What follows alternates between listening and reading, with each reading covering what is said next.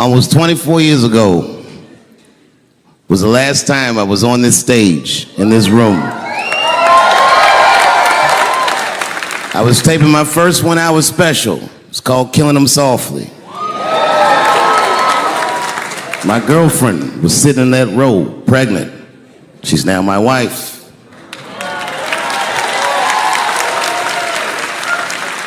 The baby that she was carrying, my first child, I smoke weed with that nigga now.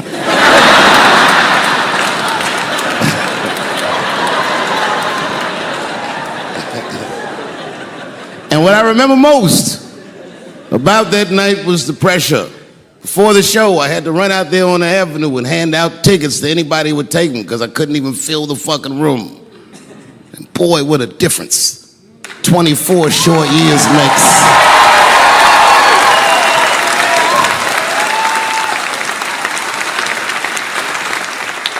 And right before that time, my father had died. He never lived to see me do it. And when he died, I was inconsolable. I thought I'd never smile or laugh again. And the only thing that got me out of that space was a comedian friend of mine, the late, great Norm Macdonald. That's right. Shout out to Norm. And what Norm did, which I'll never forget, is he knew that I was the biggest Jim Carrey fan in the world. Now, I'm not going to go all into it, but Jim Carrey is talented in a way that you can't practice or rehearse. What a God-given talent. I was fascinated with him. And Norm knew that. And he called me up and he goes, Dave, he says, I'm doing a movie with Jim Carrey. Do you want to meet him? And I said, fuck, yes, I do. And it was the first time I could remember since my father died being excited. And the movie was called Man on the Moon. I didn't know any of this. And in this movie, Jim Carrey was playing another comedian I admired, the late, great Andy Kaufman.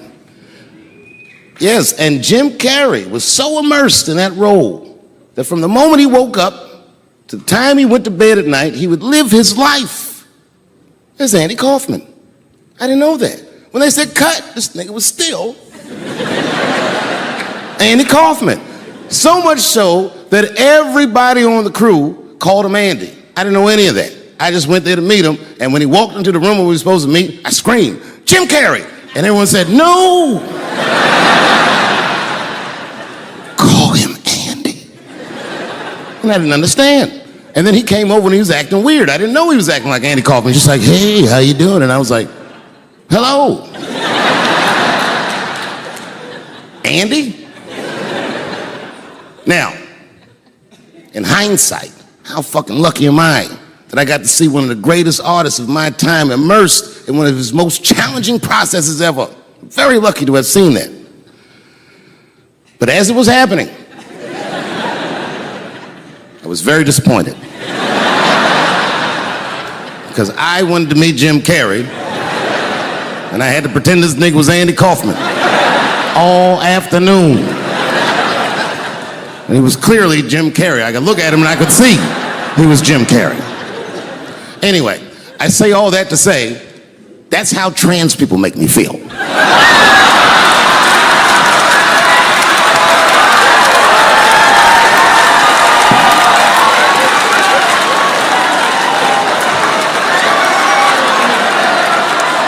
Here we go.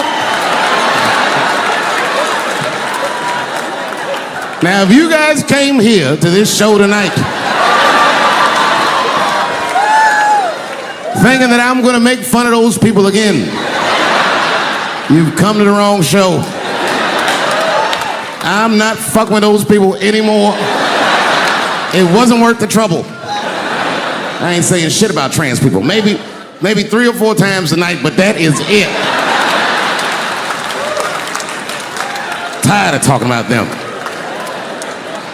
And you wanna know why I'm tired of talking about them? Because these people acted like I needed them to be funny. Well, that's ridiculous. I don't need you. I got a whole new angle. And you know what I said?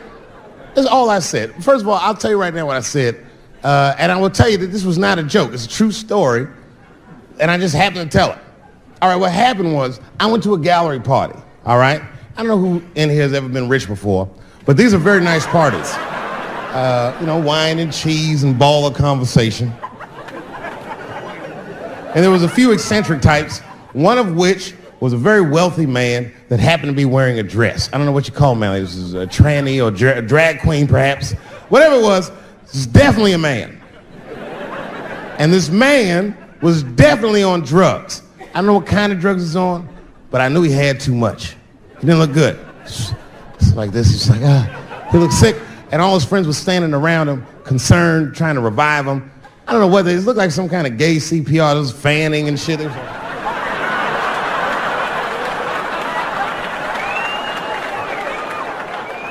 I saw all this from a distance. Now, I should have minded my own business, but I got curious. I was like, oh.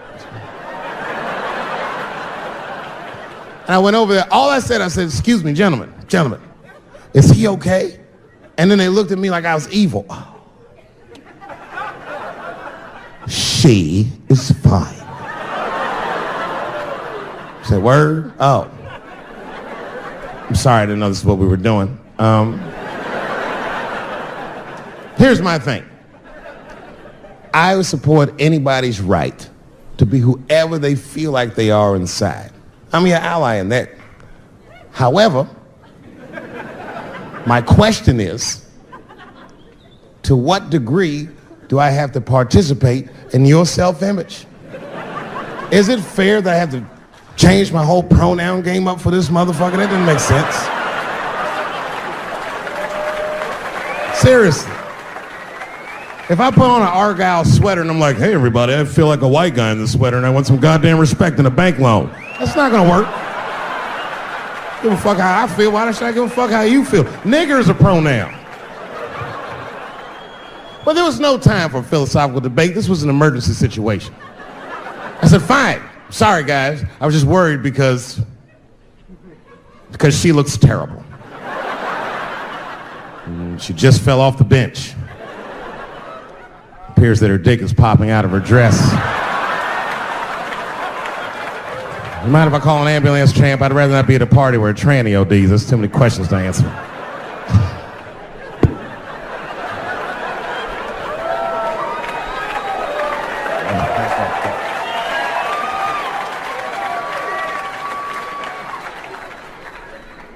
Okay, I've been through this before. I had a friend from high school. Now, in high school, this guy was a thug, right? He was a fucking dope boy. He did it all. He's a wild dude. People used to be very scared of him. And then after high school, word on the street was he'd come out the closet. I personally didn't believe it. I bring him up because last year, he calls me out of the blue like, yo, what's up, man? I got your number from so-and-so, and I heard you're going to be in New York doing a show. Could I get some tickets? I was like, fuck yeah, get some tickets, man. How you been? He said, well, we'll catch up at the show, man, but yo, I appreciate it. I'll see you soon. I said, all right, man, take care. And I was about to hang up, and I couldn't resist. I was just like, hey, nigga, I heard you was gay. What's going on with that?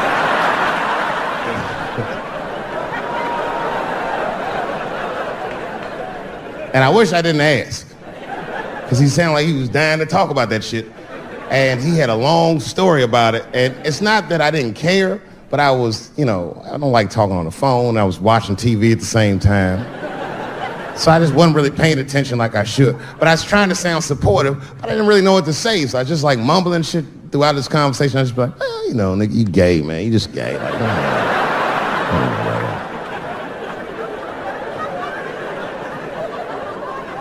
This went on for a while, and then finally I had to say something like definitive to get him off the phone. And I was like, hey, man, you know what? Don't let people get you down, all right? And the next time someone tries to make you feel bad about yourself, just remember, everybody fucks funny to somebody.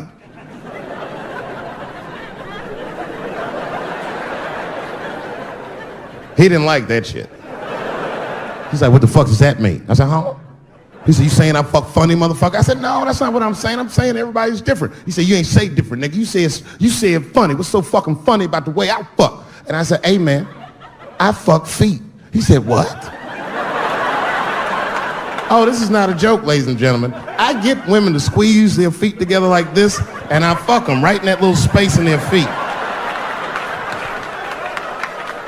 But you can't build a community behind that shit. There's no flag for us. That shit made him laugh.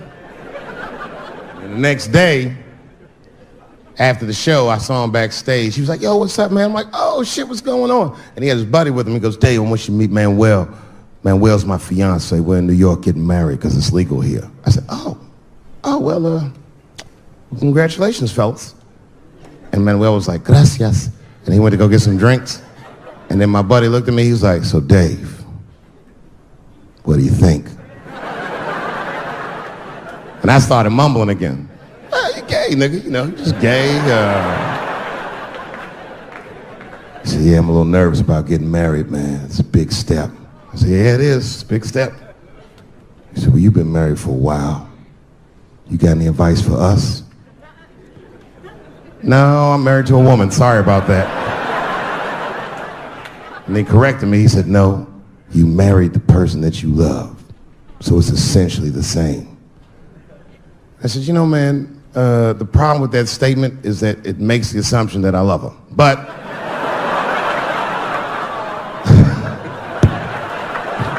you guys lighten the fuck up. Of course I love my wife. She laughs at this shit. As a matter of fact, she eats and spends this shit. You know what I told him? I told him, I said, you know what you should do, man? First of all, you shouldn't do it. I'm talking about being legally married. It's not that you're gay as much as just legal marriage is a fucking diabolical leverage game in the United States. I'm just being honest. Devoid of religious significance or the idea of love, marriage is nothing but an awful contract that you shouldn't sign. I'm just being real. Because you start out loving each other and then like 2 years later you're just building a case against one another for a hypothetical court date that may or may not ever happen. You throw being gay on top of that, that shit is explosive.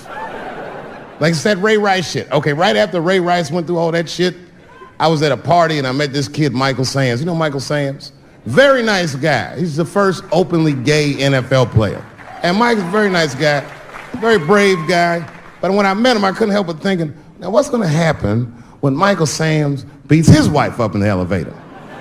Is that domestic violence or is that just two niggas working shit out in the elevator? You know what I mean?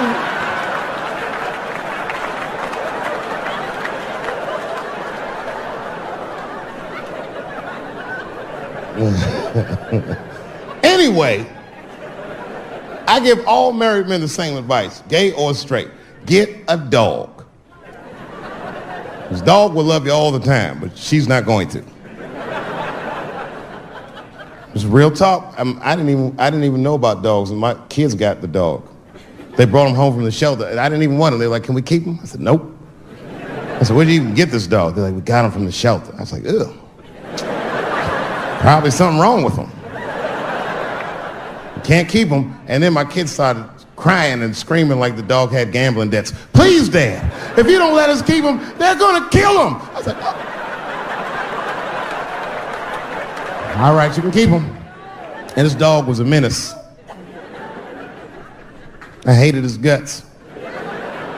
Then one night I smoked a bunch of weed and I was eating a sandwich and Baba came over. Baba's the dog. He came over and was staring at me. This will make you very uncomfortable if you're just looking at you usually.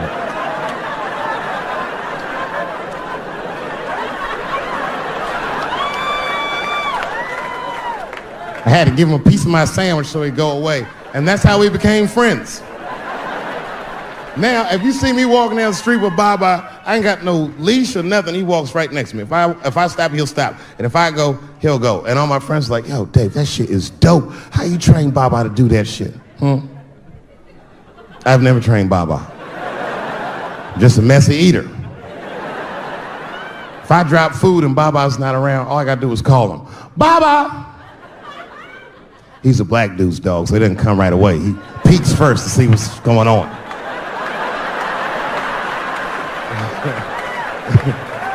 I gotta tap my foot so he can see the food. Over here, little buddy. And he's like, thanks, Dave. He'll come get it and run off. Thank you very much for being here. But before I start tonight, I just wanted to read a brief statement that I prepared. I denounce anti-Semitism in all its forms. And I stand with my friends in the Jewish community. And that, Kanye, is how you buy yourself some time.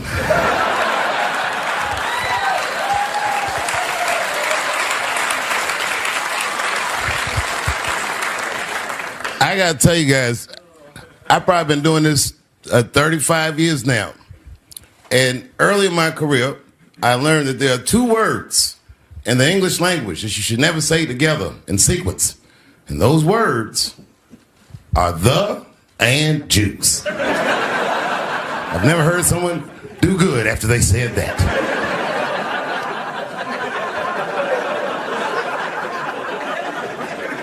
Kanye's got into some scrapes before. Normally when he's in trouble, I pull up immediately. But this time I was like, you know what? Let me see what's going to happen first. Just want to see where this is all going. I can't even remember how it started. Vaguely, I remember it started with a tweet, strange tweet. It was like, I'm feeling a little sleepy. I'm going to give me some rest, but when I wake up, I'm going to go DEFCON 3 on the Jews. And then he just went to bed. I was up all night worried. What is he going to do to the Jews?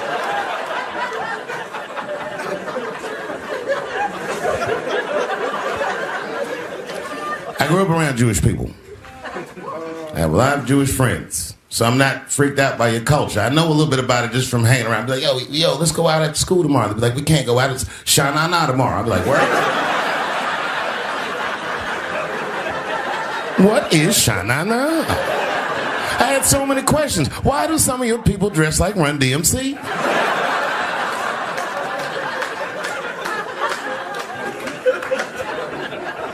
Kanye woke up from that nap. He went right to work. A year ago, I'd seen him on a podcast called Drink Champs. Well, great show. And it was an amazing appearance. Noriega and them were there, the rappers that I love, and they all had their gold chains and stuff on. And Kanye said, only millionaires wear chains. They said, what? He said, I'm a billionaire. Billionaires don't wear their money on their body. I tucked my chain and I said, oh, snap. That's right. It was a good appearance. It was fun and funny. But when he woke up, he went on Drink Champs again. This time, he was on one. He was mad about something. He said, I can say anti-Semitic things, and Adidas can't drop me. Now what? Adidas dropped that nigga immediately.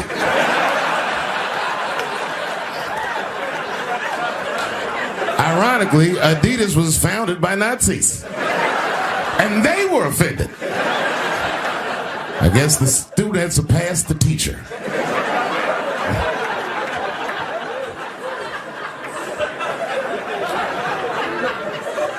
It's a big deal. He had broken the show business rules. There's just a rule. You know, the rules of perception. If they're black, then it's a gang. If they're Italian, it's a mob. But if they're Jewish, it's a coincidence, and you should never speak about it.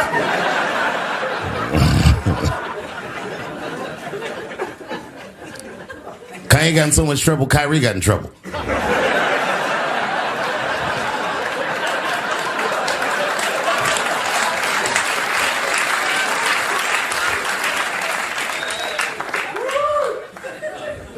Kyrie Irving posted a link to a movie that he had seen on Amazon. No caption on the post or nothing like that. But apparently this movie had some, I don't know, anti-Semitic tropes or something. And it was some weird title like From Hebrew to Negro or something. And the NBA told me he should apologize, and he was slow to apologize. And then the list of demands to get back in their good graces got longer and longer, and this is where, you know, I draw the line. I know the Jewish people have been through terrible things all over the world, but you can't blame that on black Americans. You just can't. You know what I mean? Thanks to the one person that said that. A fair punishment would be he should just post a link to Schindler's List and y'all write your own captions.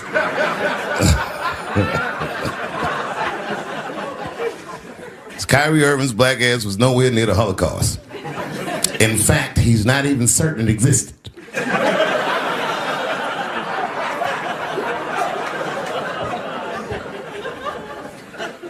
I saw one news pundit screaming about Kanye. She said, mental health is no excuse for that type of language. Yes, it is, bitch. You can kill somebody if you're mentally ill. Listen, okay, I don't think Kanye is crazy at all. I think he's possibly not well.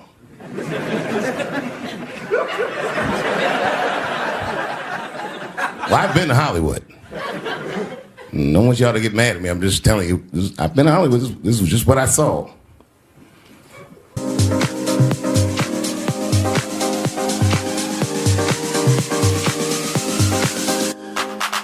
Whatever you do, don't fall for me.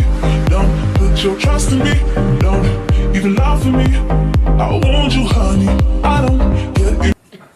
It's a lot of juice. Like a lot. But that doesn't mean anything. You know what I mean? There's a lot of black people in Ferguson, Missouri. Doesn't mean we run the place.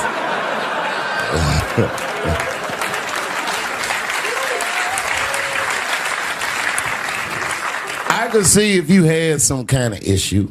You know what I mean? You might go out to Hollywood and your mind might start connecting some kind of lines, and you could maybe adopt the delusion that the Jews run show business. It's not a crazy thing to think, but it's a crazy thing to say out loud in a climate like this.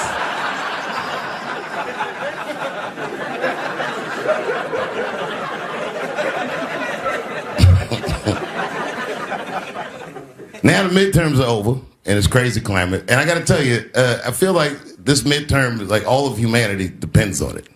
And it's an ominous sign. The most ominous sign of the midterms, I believe, would be Herschel Walker, who I don't want to speak badly of because he's black. But I have to admit, he's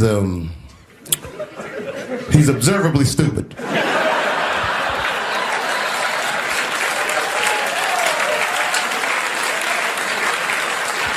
Even when he's not talking, his mouth be open a little bit like. He's the kind of guy that looks like he thinks before he makes a move on tic-tac-toe.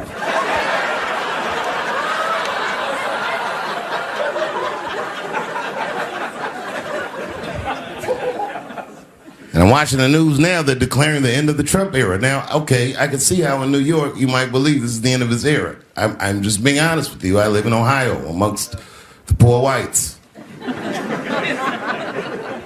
A lot of you don't understand why Trump was so popular, but I get it, because I hear it every day. He's very loved. And the reason he's loved is because people in Ohio have never seen somebody like him. He's what I call an honest liar. Well, I'm not joking right now. He's an honest liar. That first debate, I've never seen anything like it. I've never seen a white male billionaire screaming at the top of his lungs, "This whole system is rigged," he said.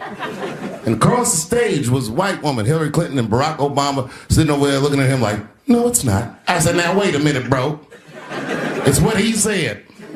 And the moderator said, "Well, Mr. Trump, if in fact the system is rigged, as you suggest, what would be your evidence?" You remember what he said, bro? He said, "I know the system is rigged because I use it." I said, "God damn." And then he pulled out an Illuminati membership card and chopped a line of cocaine up and did it right into the podium.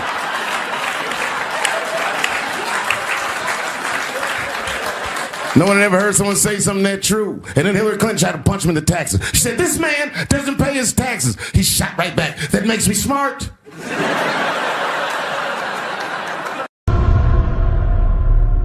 I came back here where I started because I will shoot my final Netflix special tonight.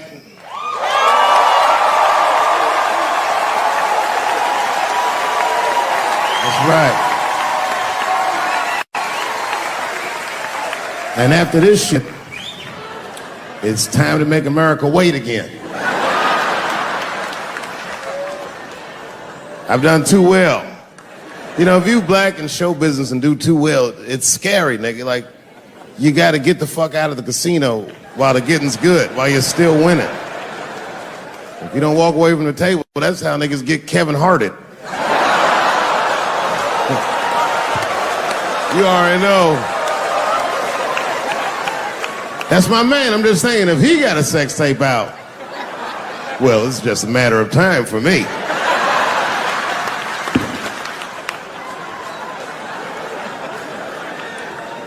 But you know why I be thinking sometimes I want to stop doing comedy?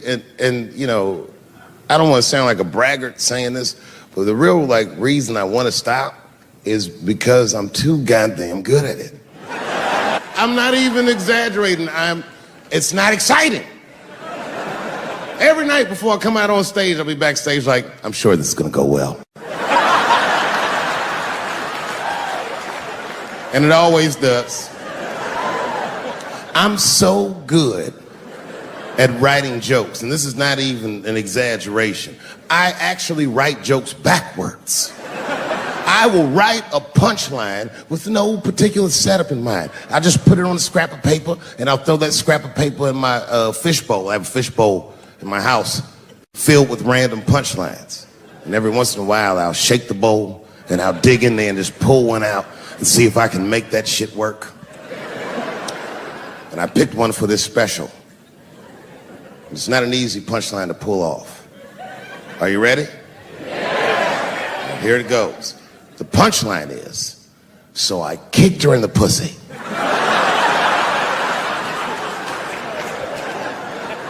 I haven't finished the joke yet. I just know whatever happens in the beginning of the joke, at the end of the joke, for some reason, I'm gonna kick somebody in the pussy. And it's going to be hilarious. And you know what's weird? I've always remembered a time when I wasn't. You know, when I was growing up, I was probably about 8 years old, and at the time, we were living in Silver Spring. Yeah. Yes. Common misconception about me in D.C. A lot of people think I'm from the hood. That's not true. But I never bothered to correct anybody because I wanted the streets to embrace me. As a matter of fact, I kept it up as a ruse. Like sometimes I'll hang out with rappers like Nas and them, and these motherfuckers will start talking about the projects. Yo, it was wild in the PJs, yo. And I'll be like, word, nigga, word. But I don't know. I have no idea. My parents did just well enough so that I could grow up poor around white people.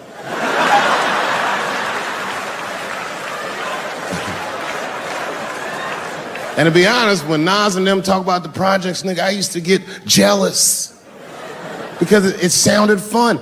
Everybody in the projects was poor, and that's fair. But if you were poor in Silver Spring, nigga, it felt like it was only happening to you. I know the pain of that first sleepover at a white friend's house.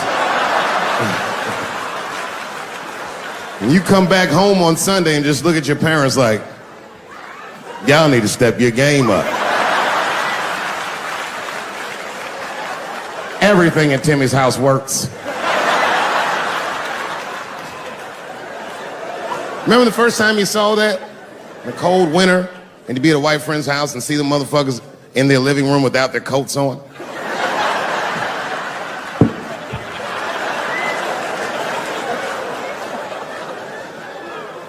Timmy was one of my first white friends, like, in my life, man. He's a good dude, too. He moved to Silver Spring from Utah, of all places.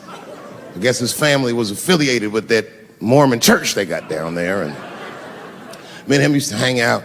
And one day I was at his house, we were just hanging out, and Timmy says, Dave, why don't you stay for dinner tonight? I said, oh, man, I'd love to, but I can't. If I'm not home before dark, my mother will kill me. That was a lie. My mother had several jobs. I hadn't seen her in like 3 or 4 days. At that point in my life, it was my experience that white dinner wasn't delicious.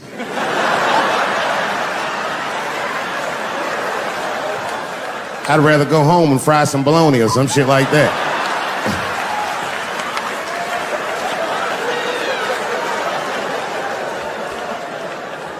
But then old Timmy threw me a curveball I wasn't expecting. He said, "Oh, it's too bad you can't stay, Dave, because Mom made stovetop stuffing." I said, "What the fuck? Stovetop?" Well, hold on, nigga. Let me make some phone calls real quick. I had seen that commercial so many times, I had dreamt of getting my hands on some of that stovetop stuffing. And finally, I met a motherfucker that actually had a box of stovetop in the house. I couldn't miss this opportunity, so I pretended to call my mother. And then I came back and I said, Timmy, you're not gonna believe this great news. Mom said I can stay. And he said, fantastic. He said, why don't you come with me and we'll help set the table and then we can say the blessing. I had no interest in setting this motherfucker's table or saying these crazy ass Mormon prayers. I just wanted that goddamn stuffing. My hands first. My plan was simple. Wash my hands slowly, and by the time I'm done, the table will be set, the blessing will be said, and all that there will be left to do is eat. Went to the bathroom. I washed my hands very slowly. I must have been in there for about 10 minutes. And suddenly, one of his mothers came to the door.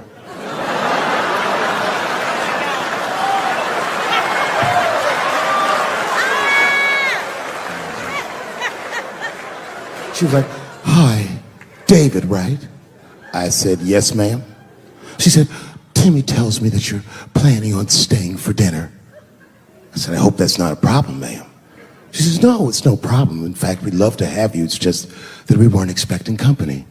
And I'm afraid there's not enough stovetop stuffing for everybody.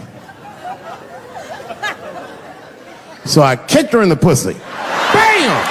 Ladies and gentlemen, I told you I'm dope, nigga. I told you what I was gonna say and you still didn't see it coming. And that's why I make the big bucks.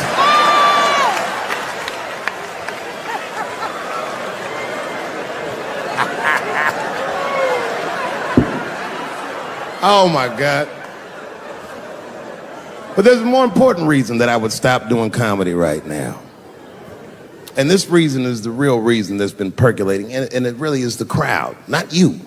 I'm talking about the crowd on the big stage. It's too hard to entertain a country whose ears are so brittle. Motherfuckers are so sensitive, the whole country is turned into bitch-ass niggas.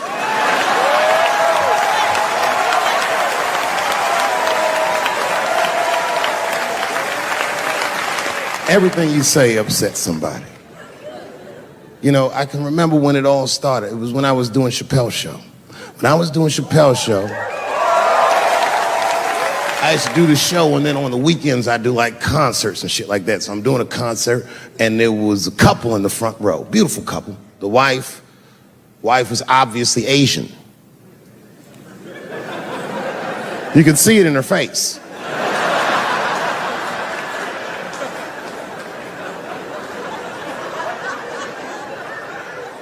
The husband, this motherfucker was mysterious, to say the least.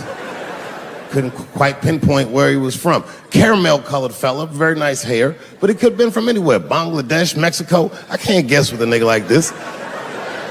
All I knew for sure about this guy is that his wife was a bitch. I could see that in her face, too. No, he was laughing and having a good time, and she was scowling at me at a goddamn comedy show. I couldn't figure it out.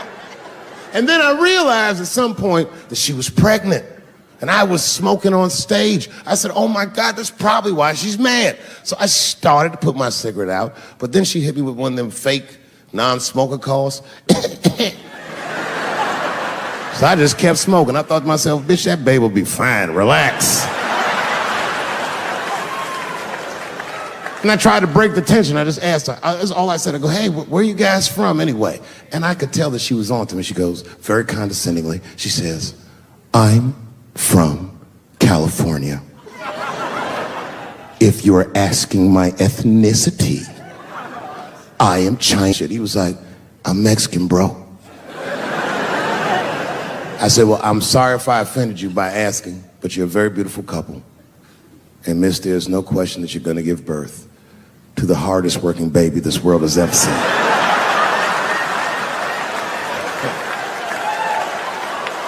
That's not a bad joke.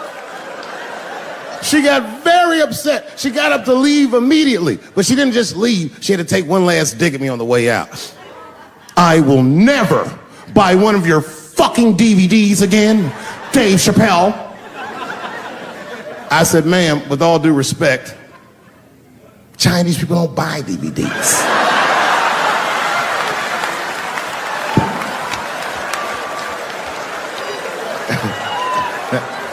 And the crowd went crazy. We were all laughing, having a good time. I didn't even think anything of it. And then just 3 days later, this lady sends a fucking letter to my promoter telling him not to book me for shows anymore because I was, quote, racist, and I'm quoting her, insensitive to the nature of my interracial marriage. I was like, word, bitch, I was.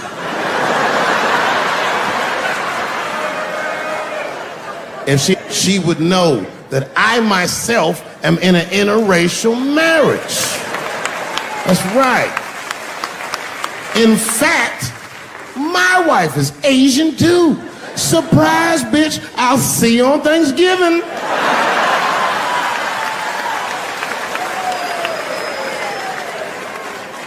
But my wife's not Chinese. She's Filipino. That's right. And our kids are Puerto Rican somehow, so there you go. But I don't give a fuck about interracial marriage. In fact, you know what? My mother is half white. A lot of people don't know that. Well, all right, you were a little too excited, but okay. A lot of people don't believe me when I say that, but it's true. You can't tell looking at me, but if I grew my hair out, you would think you was at a fucking Cat Williams concert. My shit is beautiful. But motherfuckers are just taking it too far. I don't know why or how everybody got this goddamn sensitive. You know who hates me the most? The transgender community. Yo, yeah, these motherfuckers. I mean, I didn't realize how bad it was. These motherfuckers are really mad about that last Netflix special.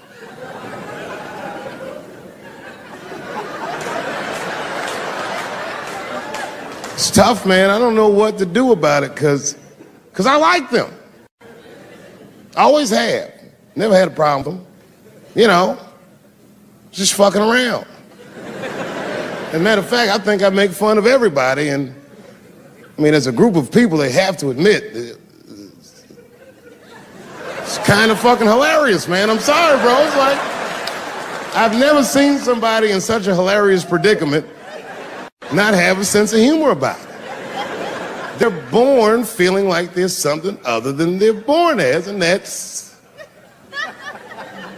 kind of funny, you know? I mean, it's funny if it's not happening to you. It's like that white black bitch that's in the news all the time. Rachel Dolezal. She's a white woman, but then she dressed up like a nigga and shot her way up to the very top of blackness. And I always wanted to meet her just so I could understand. I just wanted to like have dinner with her so I could just look in her eyes and call her a nigger to her face. The fuck is that bitch talking about? I identify black. That is trans talk, lady. Stop biting. Stop biting. There's a big difference between her and a trans. The difference between her and a trans is I believe transgenders. I don't understand them either, but I know they mean what they say. Them niggas cut their dicks off. That's all the proof I need. I've never seen somebody just throw their dick away. Don't need it.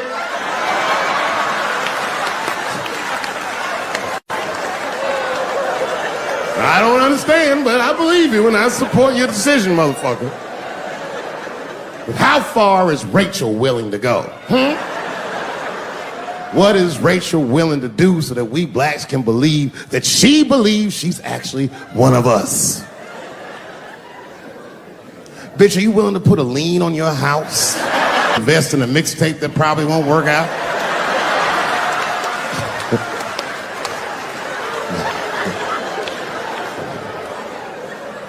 She didn't even change her name.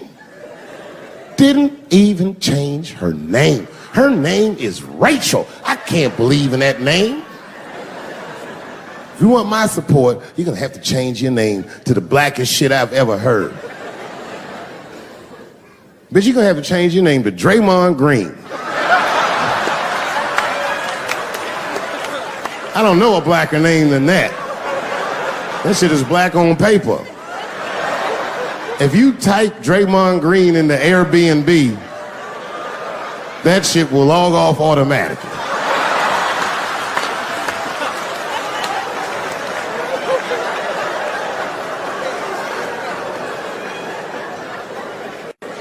Yeah, people get mad, bro.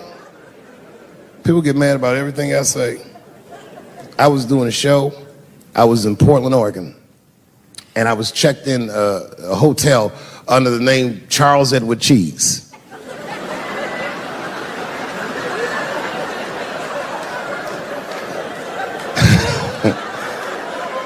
I came back, and there was a note. It was like a letter on my desk. It was addressed to Mr. Cheese.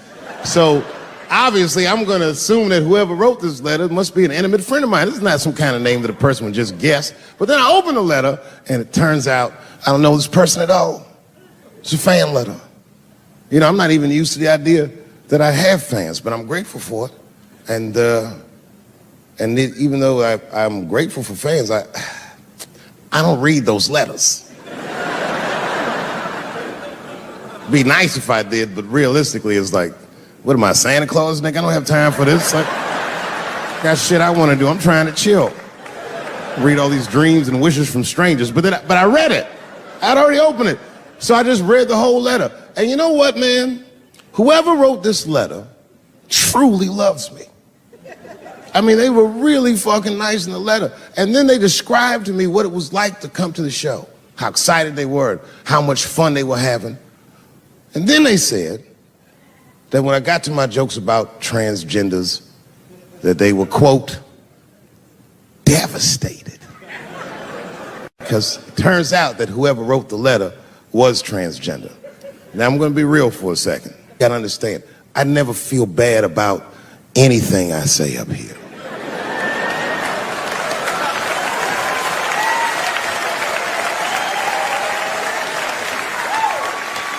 And I would never admit this to you if I hadn't locked your phones up. But it was the weirdest thing. Like, when I read this letter, the shit made me feel bad. I didn't feel bad about what I said, you understand? I felt bad that I made somebody else feel bad. To be honest, I don't even know what I said that upset that person. I have so many transgender jokes.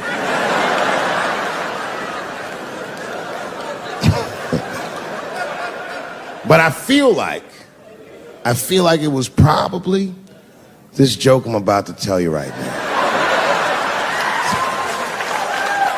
And it's not even that bad of a joke. It's a true joke. I mean, it's not true, but I had read in the paper that Caitlyn Jenner was contemplating posing nude in an upcoming issue of Sports Illustrated.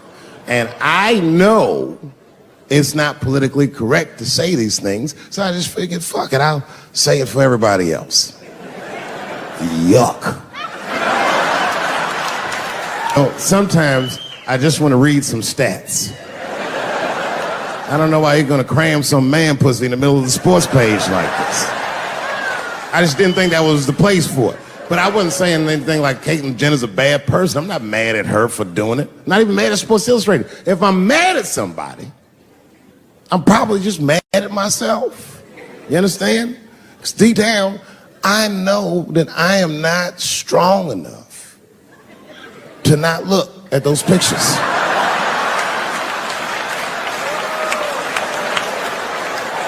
And I don't think I'm ready to see what she's trying to show me. So Caitlyn God damn it, if you go through with this thing, bitch, you better go hard or go home. I want you to go all the way. Hustler style. Do you know what hustler style means, miss? That means spread the lips.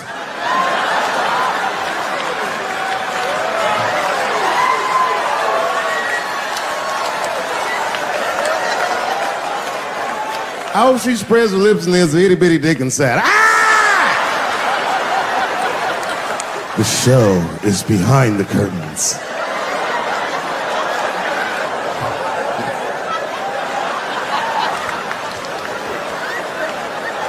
I don't know what I said that upset that person. But I'm gonna tell you something. When I read that letter, and the moments after I read it, I did something that many black men in America do not have the time or the money to do. I thought about how I felt.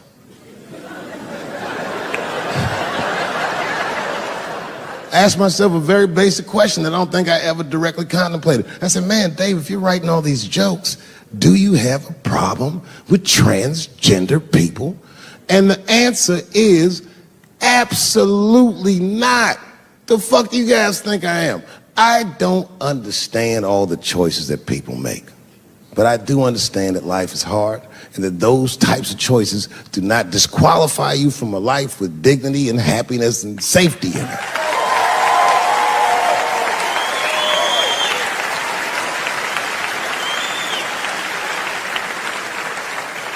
But if I'm honest,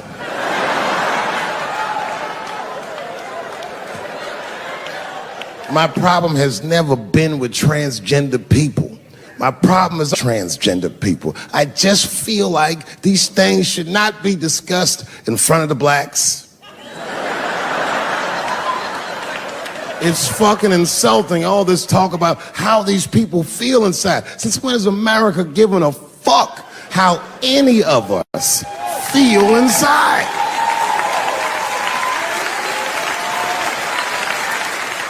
And I cannot shake this awful suspicion that the only reason everybody is talking about transgenders is because white men want to do it. That's right. I just said that. If it was just women that felt that way, or black dudes and Mexican dudes being like, hey, y'all, we feel like girls inside, they'd be like, shut up, nigger. No one asked you how you felt. Come on, everybody, we have strawberries to pick. It reeks of white privilege. You never asked yourself why it was easier for Bruce Jenner to change his gender than it was for Cassius Clay to change his fucking name?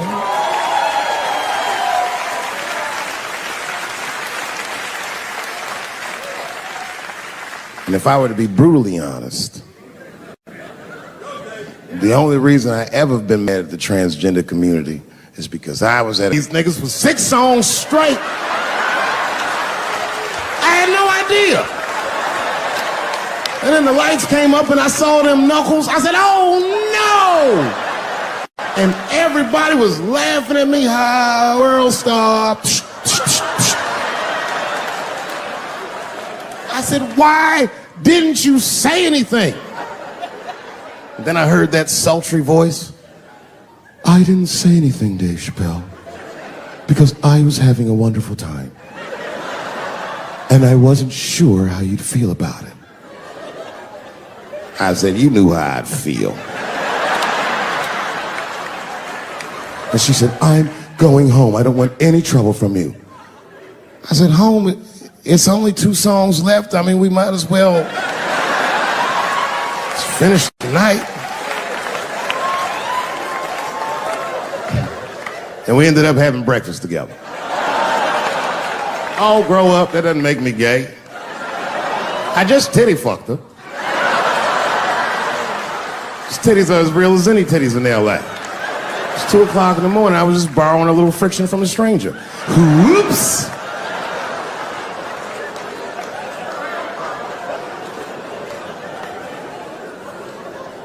It's the madness of youth. It's the types of mistakes that a man makes when he's young. I wouldn't even know that it's necessarily a mistake. It was a wild night out. But I don't do it like that anymore. I'm old. I'm 44 now. Hey. It's the first time in my life I've ever started to physically feel my age. It's tough, man. You know how I know I'm getting old? This is embarrassing, but I was in my hotel room. I'm not gonna lie, I was jerking off, and I was really sweating it out. And this is when I knew I was old. I just gave up in the middle, nothing even happened.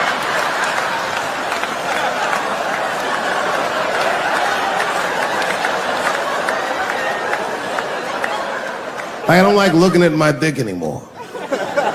My dick looks distinguished. It's old, an old looking dick. It's got salt and pepper hair all around it. My dick looks like Morgan Freeman in the 90s. Without the dots. My dick narrates, Dave pulled me out and started jerking me around and jerking me around. But not with the same vigor as when he was young. He and I both knew nothing was... I see my age in my children. I came home from the road, this is not long ago. I've been gone for, if you can picture, I was gone for weeks and weeks. And when I came back, nobody was home. Now, one person in my family thought that maybe I'd like to see them when I got back. They knew when I was coming back, but they just weren't home. And that shit was a wake-up call. You know, when my kids were little, and the tour bus would pull up to the house, these motherfuckers would spill out. Dad is home, hooray! And they'd hug me and kiss me, and then as the years went on, they'd get less interested. Hey everybody, look, it's Mr. Promises back from the road.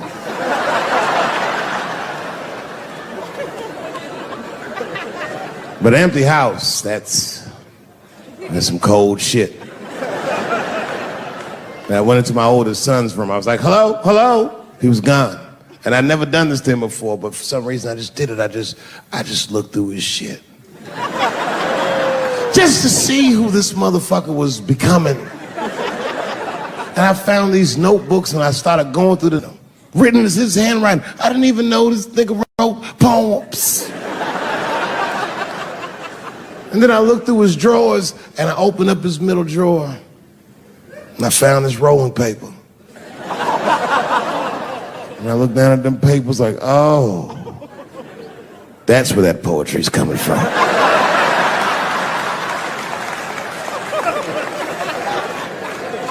And that shit broke my heart.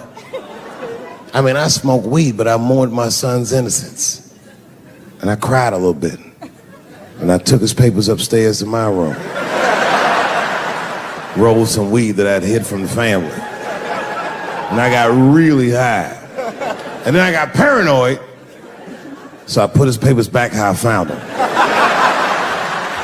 So he wouldn't know what I was up to. This nigga won't even know that happened until he sees the special. Yeah, nigga, I found your papers. He's a cold motherfucker. Let me tell you, this kid is only 16 years old. Listen to what he did to me. This motherfucker calls me up in the middle of the night. It was 1 o'clock in the morning. He goes, Dad, don't be mad. I knew something was, what's going on? He said, listen, I'm fine. And don't forget, you told me to do this. I'm at a party, and my designated driver had too much to drink. And me and my friends need you to come pick us up. I said, Jesus Christ, it's 1 o'clock in the morning, nigga. I am shit-faced.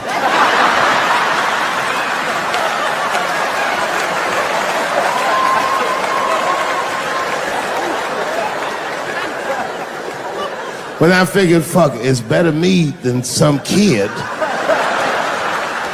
I might as well roll the dice and go pick my nigga up. I said, all right, I'm coming to get you. Just give me the address and I'll be right there. And then he gave me the address and I was shocked. I said, son, you are not gonna believe this, but I'm at the same party, nigga.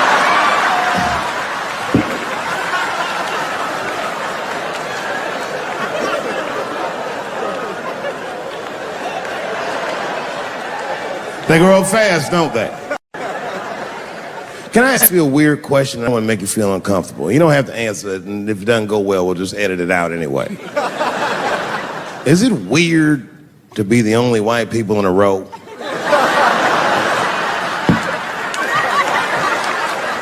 Is it weird? I mean, you can be honest. Does it feel strange? Are you worried at all? Give me your money, motherfucker. I'm just fucking around.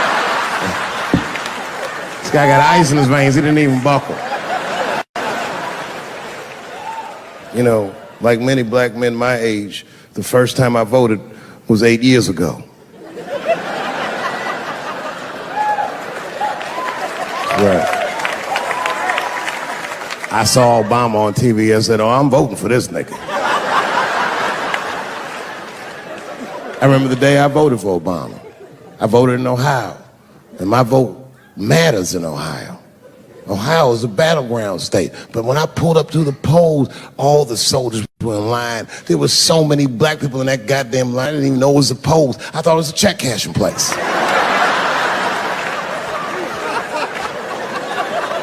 We were hugging each other, and old people were singing hymns and spirituals. They verdict times 10 or some shit. I've never seen black people that happy. 8 years later, I'm pulling up to the polls again. This time I'm driving a brand new Porsche because the Obama years were very good to me.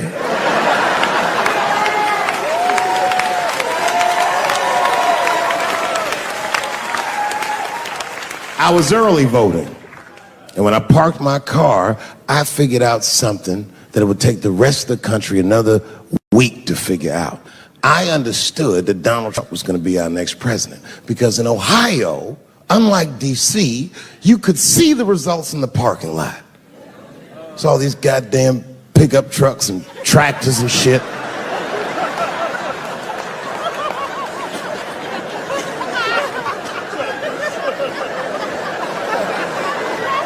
And then I walked up and I saw a long, long line of dusty white people.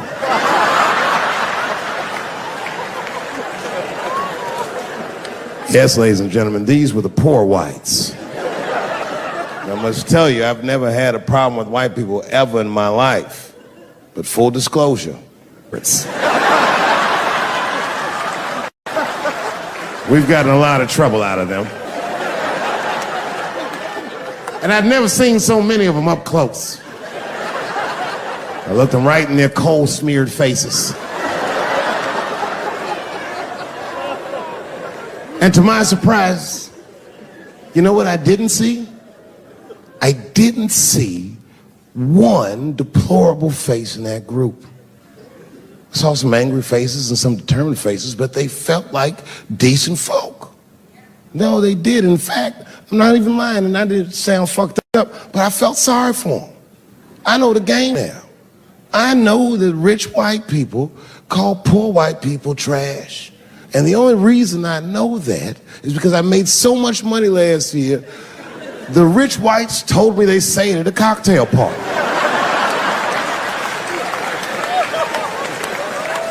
And I'm not with that shit. And I stood with them in line like all of us Americans are required to do in a democracy. Nobody skips the line to vote. And I listened to them. I listened to them say naive, poor white people things. Man, Donald Trump's gonna go to Washington and he's gonna stand there thinking in my mind, you dumb motherfucker.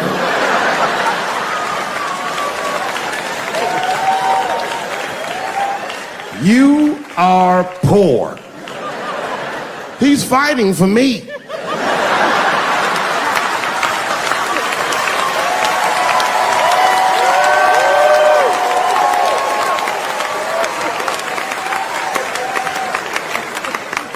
And they all looked at me. They could tell who I was voting for just as easily as I could tell who they were voting for. But do you guys know what we all had in common? Not one of us, not a single one of us, looked like we felt good about what we had to do in that booth. We were just doing our goddamn duty. Yes, I voted for Hillary Clinton. Of course I did. I voted for her because I liked what she said vastly better than I liked what he said. But to be honest with you, at that point, that shit was like watching Darth Vader do the I Have a Dream speech. That bitch is mean as hell. She'd already Karate Kid swept Bernie Sanders' legs from underneath him. Boy, it was hard voting for that shit. But it was the lesser of the evils. I know you were a Clinton supporter, Miss I. I'm sorry for her. But it didn't feel as good as it should have. She was gonna be our first woman president. They were gonna make coins out of this bitch.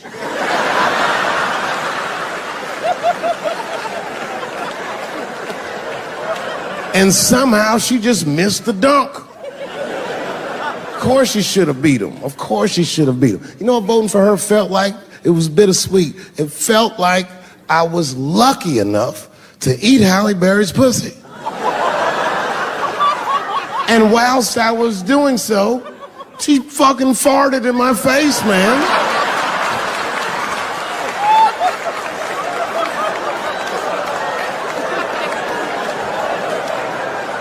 Now you understand, I'd still do it. But boy, I wish she didn't fart in this great nation's face. I voted that day, and then that same day I flew to New York City.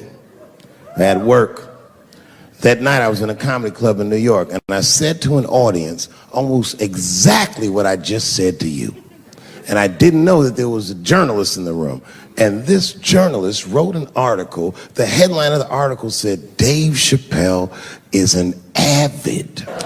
Yeah, I had no idea the paper said that. And you know how I found out? My wife called me from Ohio the next morning in a goddamn panic. David, what the fuck is going on in New York? I said, I'm being good, but what have you heard?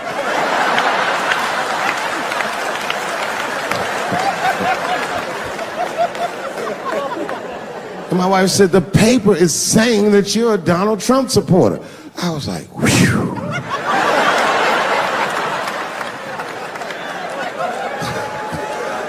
I said, don't worry about that shit, baby.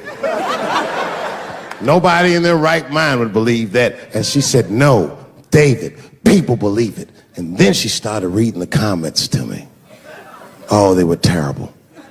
All these black people calling me all kinds of Uncle Toms and shit. I should tell you, buddy, this is a very serious allegation from one black to another. I was incensed. Uncle Tom? How am I Uncle Tom, nigga? You the one that reads the Observer? Anyway, all this shit goes down around, and now Trump is the president, and I'm hosting Saturday Night Live.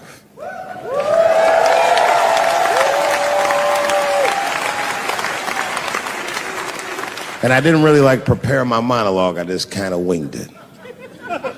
And at the end of the monologue, I don't even remember what I said. I said something like, fuck it, we're historically disenfranchised, and we're gonna give him, something about we're gonna give him a chance if he gives us a chance. I don't know what I said, but whatever I said, I really wish I didn't say that shit. It was not worth the trouble. Now I walk into the barber shop and all them black people just be looking at me like, yo, Dave, what's up with your boy? Yo, nigga, yo! Not my boy. Because I don't care if you're a Republican or Democrat, if you support him or not, any objective person is going to have to admit that this motherfucker is having a terrible go of it. It really is. We've had presidents before that have done bad jobs, but this shit is worse than a bad job. It's scary to watch. Holy shit, it's like seeing a crack pipe in your Uber driver's passengers. The fuck is wrong with this guy? Yo, he is lunching, nigga. I watched Donald Trump in a press conference, and this motherfucker had all the media gathered, and this nigga literally asked the media to their face to stop finding shit out. I was like, yo, this motherfucker is bugging. And then, I'm not even making this up, his lips started sweating. His lips. Have you ever seen a motherfucker's lip sweat? What the fuck is wrong with this nigga's lips? It's like if you're on a plane, right? You ever been on a plane? I get scared to fly. I do it all the time. I be scared on there. And sometimes the plane will hit turbulence. And then I get nervous. But I always look at the flight attendant, and she looks calm, and it makes me feel calm. But if that bitch's lips were sweating, it's terrifying. Like, yo, nigga, why are your lips sweating? What do you know? And then, I'm not even making this shit up. This motherfucker grabbed the podium, he goes, you don't know how scary the things I read in my briefings are. What's that, bro? That's bad leadership. Even as a parent, you think I'm gonna sit my kids down? Hey, little man, come here real quick. I just wanna holler at you for a second. Yo, I'm 3 months behind on the rent, nigga, and I am worried. Very worried. Go to school and have a productive day, nigga. I was just thinking out loud, getting some shit off my chest. I'm like, what the fuck are you doing, bro? This is bad, man. Jesus Christ. All this motherfucker's ideas sound like high people ideas. Like he doesn't think these things through before he tells us. He just tells us what he's thinking as soon as it occurs to him. This shit sounds nuts.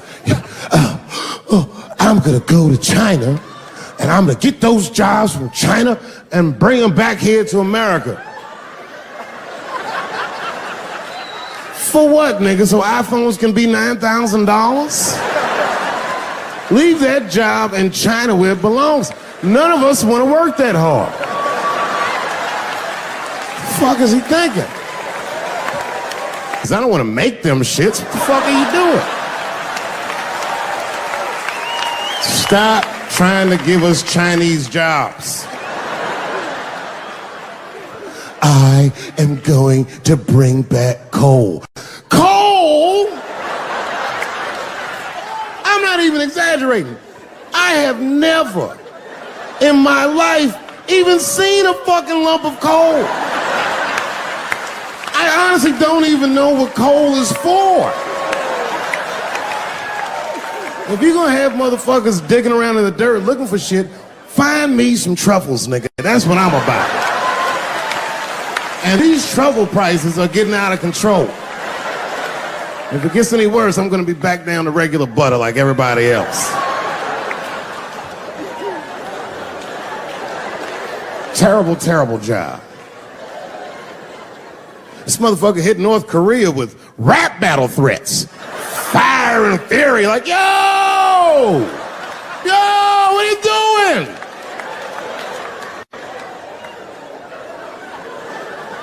It's fucking Korea, man. Kim Jong-un is a scary motherfucker. He might be as crazy as Trump. Some scary shit.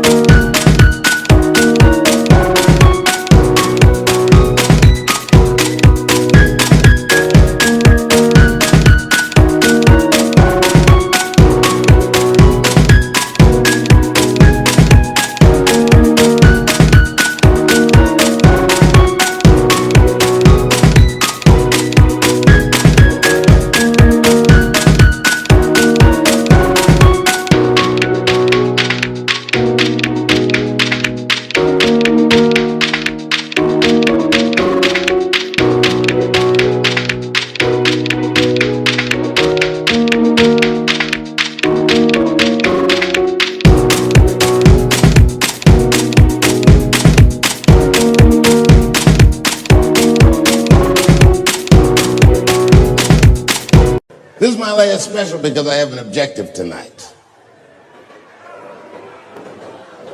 I came here tonight because this body of work that I've done on Netflix, I'm going to complete. All the questions you might have had about all these jokes I've said in the last few years, I hope to answer tonight. And I'd like to start by addressing the LGBTQ community directly.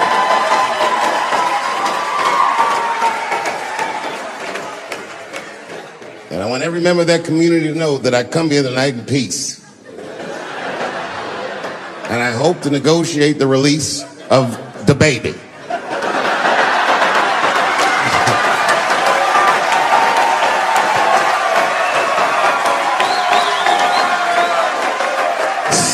Sad story. The baby was the #1 streaming artist until about a couple weeks ago.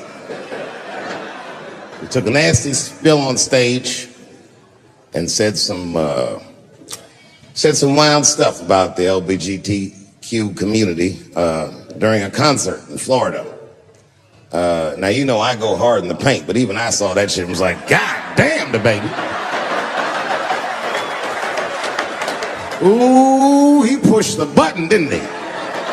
He pushed the button, punched the LGBTQ community right in the AIDS. Can't do that. Can't do that. But I do believe, and I'll make this point later, that the kid made a very egregious mistake. I will acknowledge that. But, you know, a lot of the LGBTQ community doesn't know the baby's history. He's a wild guy. He once shot a nigga and killed him in Walmart. Oh, this is true. Google it. The baby shot and killed a nigga in Walmart in North Carolina. Nothing bad happened to his career.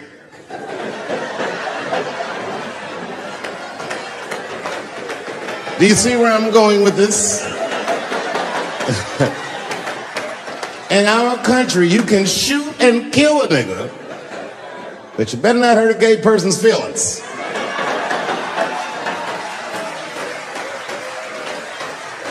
And this is precisely the disparity that I wish to discuss. I have a question for the audience. And this is a real question. I'm not joking around. Is it possible that a gay person can be racist?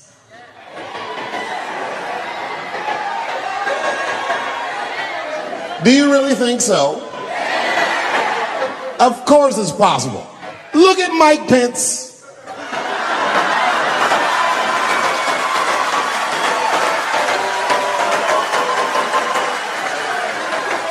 Who I'm guessing, but I bet you he's gay. And he's not Pride Parade gay either. He's sad gay. Feel bad for him. He looks like one of them gays that prays about it.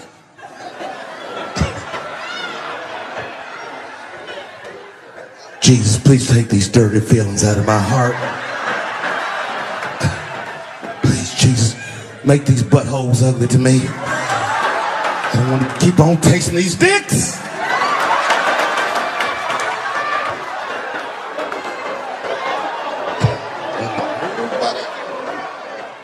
You guys are confusing the emotions. You think I hate gay people, and what you're really seeing is that I am jealous of gay people. Oh, I'm jealous. I'm not the only black person that feels this way. We blacks, we look at the gay community and we go, God damn it, look how well that movement is going. Look how well you are doing. And we've been trapped in this predicament for hundreds of years. How the fuck are you making that kind of progress? I can't help but feel like if slaves had baby oil and booty shorts, we might have been free 100 years sooner. You know what I mean?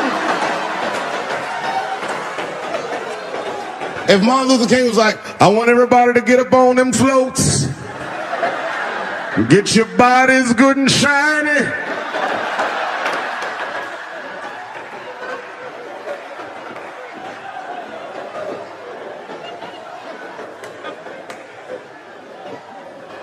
I don't hate gay people at all. I respect the shit out of you. Well, not all of you. I'm not that fond of these newer gays. Too sensitive. Too brittle.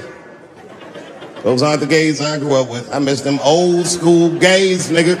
Them Stonewall niggas. Them the ones that I respect. They didn't take shit from anybody. They fought for their freedom. I respect that shit. I'm not even gay. And I want to be like a Stonewall nigga. Them old school gangster gays. Them glory hole niggas. Them the ones I like.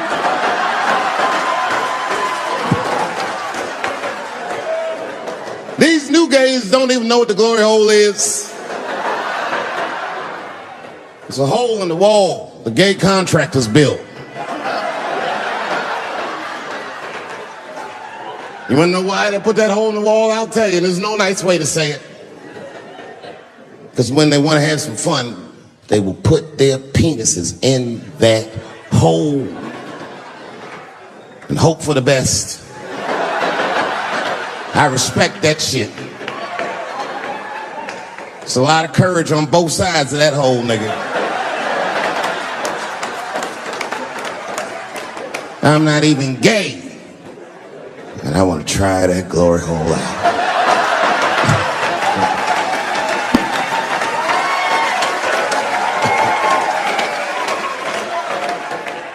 What if Martin Luther King had to integrate the glory hole?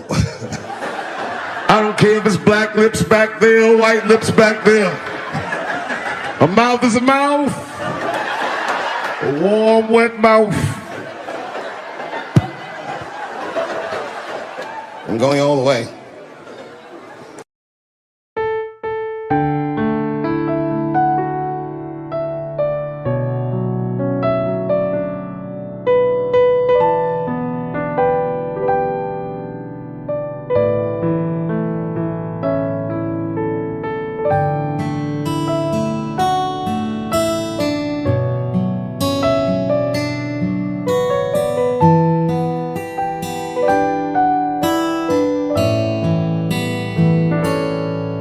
Dahulu kala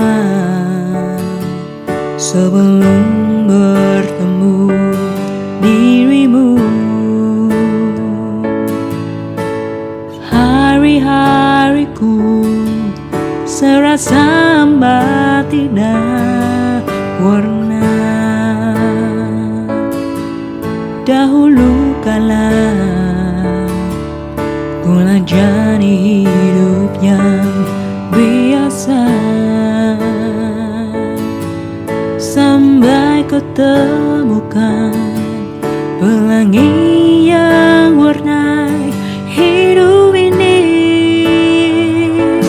Kasih mengubah hari yang hamba menjadi penuh makna, berbagi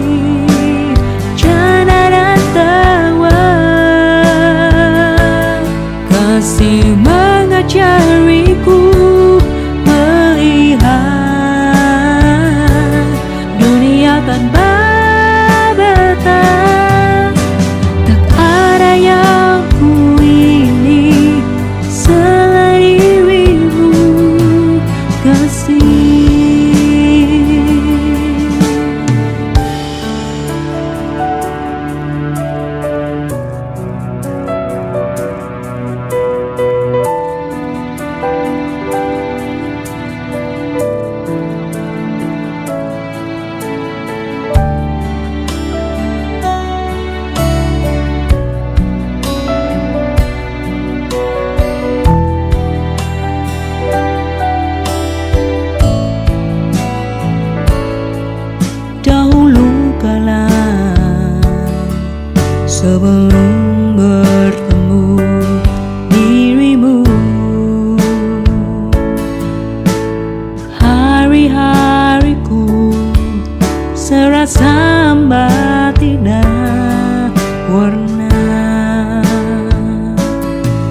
Dahulu kala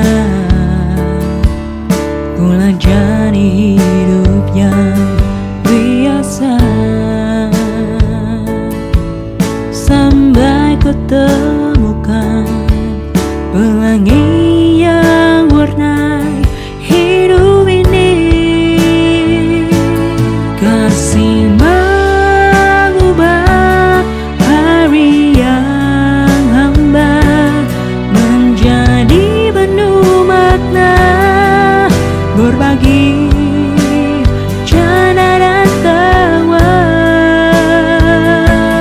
Kasih mengajariku melihat dunia tanpa batas. Tak ada yang ku ingini selain dirimu. Kasih mengubah hari yang hamba menjadi penuh makna, berbagi canda dan tawa.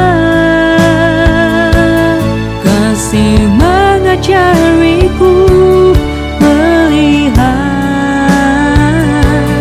dunia tanpa batas. Tak ada yang ku ingini selain dirimu, kasih.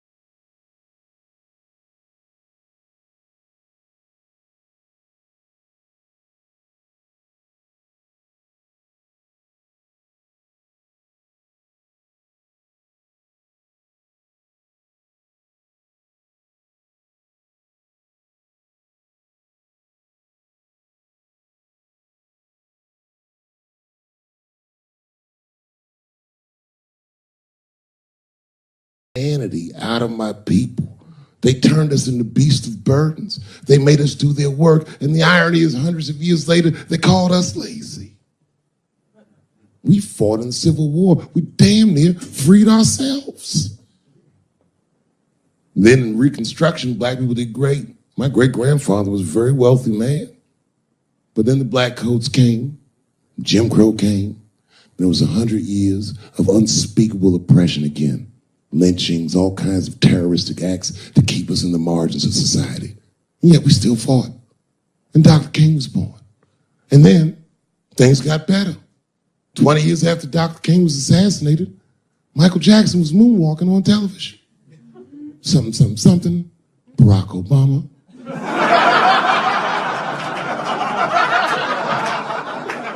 And Donald Trump, and now here we all are. 400-year nightmare.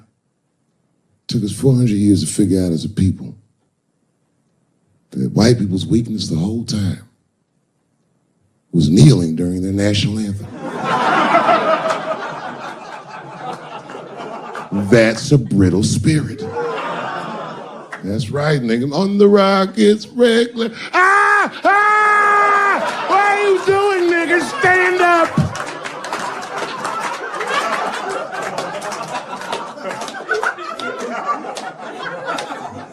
The Vice President of the United States got involved.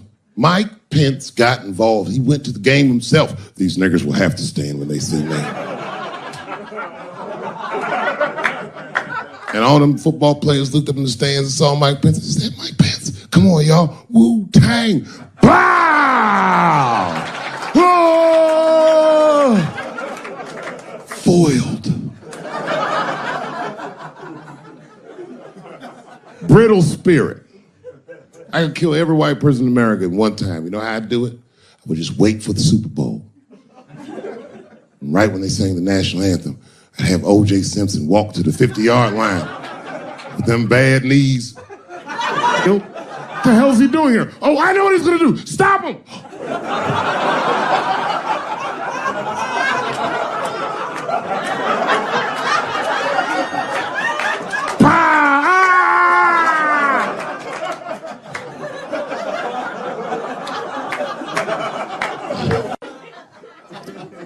I just want to help. I want to be a good guy. Like, I can't even say the word Me Too anymore. The nigga tonight was like, Dave, I'm going to the comedy club. I was like, I am also going to the comedy club.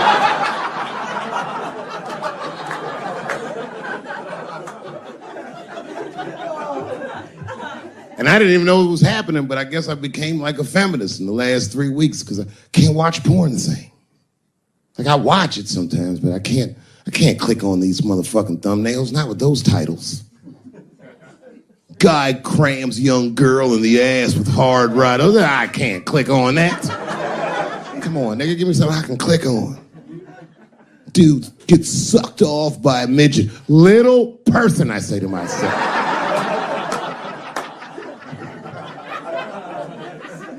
It takes me hours to find one clip. What the hell is this? Marginally groomed feminist enjoys consensual sex with vaguely homosexual guy with penis the same color as mine. Click.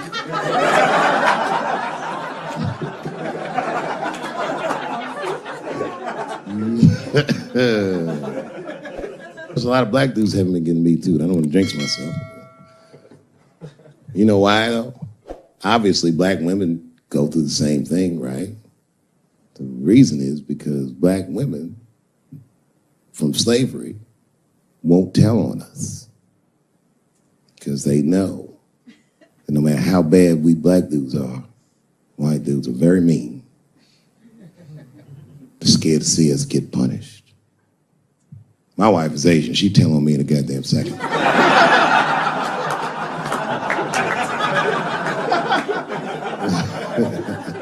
Ain't no fucking up in the Chappelle household. And the wildest shit about it is I live in Trump country. I live amongst the Tiki Torch whites, poor white people. And I'm rich. If it's ever pitchfork time, nigga, I'm in a lot of trouble. And nobody in my family believes me. I be trying to tell the kids, man, we gotta run these drills. They're like, we don't want to run your stupid drills. Too bad, son, you have to. Tiki Torch whites come upside, what are you guys supposed to do? Come on, Dad, what are you guys supposed to do? Squint our eyes and stand next to Mom. That's right.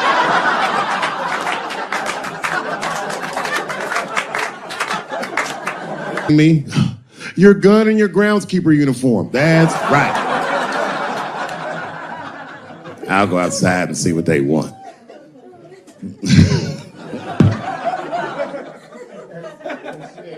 It is wild, bro. Where you from, man? Where you from? New York. You from, what, Manhattan? Brooklyn. You are from Brooklyn, aren't you? You look like you can rob somebody with a hammer.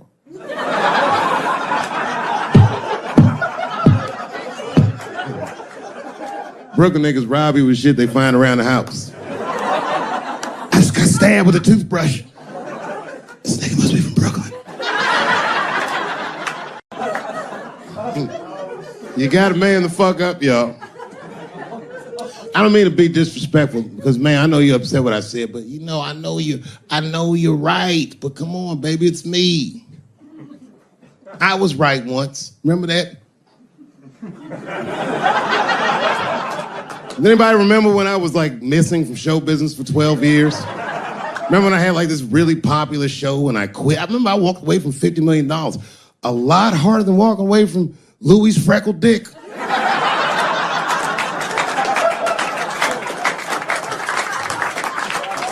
I didn't know that I'd ever work again. And yet here I am tonight. Did my dream die? No.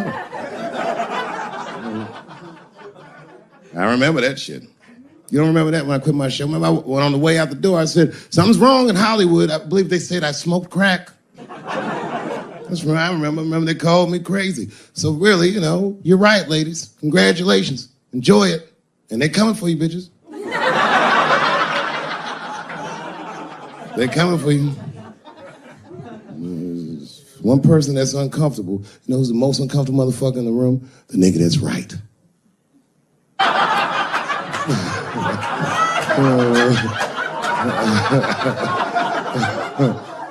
was just walking around like Tom Cruise at the movies, just looking. And ruin the whole orgy by accident. It's easier to ruin an orgy than you think. All you gotta do is wait for it to get kind of quiet and then go, ew.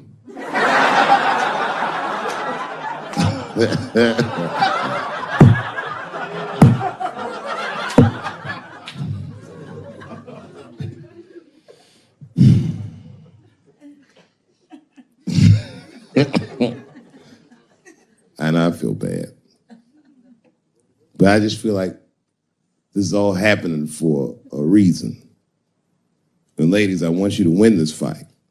10 years ago, I might have been scared, but you know, I got a daughter now, so if you win, she wins. So I'm rooting for you. And I agree with you. At least ideologically, I do. I don't know if you're doing it just right, but I mean, who am I to say? I don't think you're wrong. I just think that you can't make a lasting peace this way. You got all the bad, but the minute they're not scared anymore, it will get worse than it was before. Fear does not make lasting peace. Ask black people. And that's what it is. What this city really needs, without irony, I'll say this, the cure for LA is in South Africa. You motherfuckers need truth and reconciliation with one another. Because the end of apartheid should have been a fucking bloodbath by any metric in human history, and it wasn't.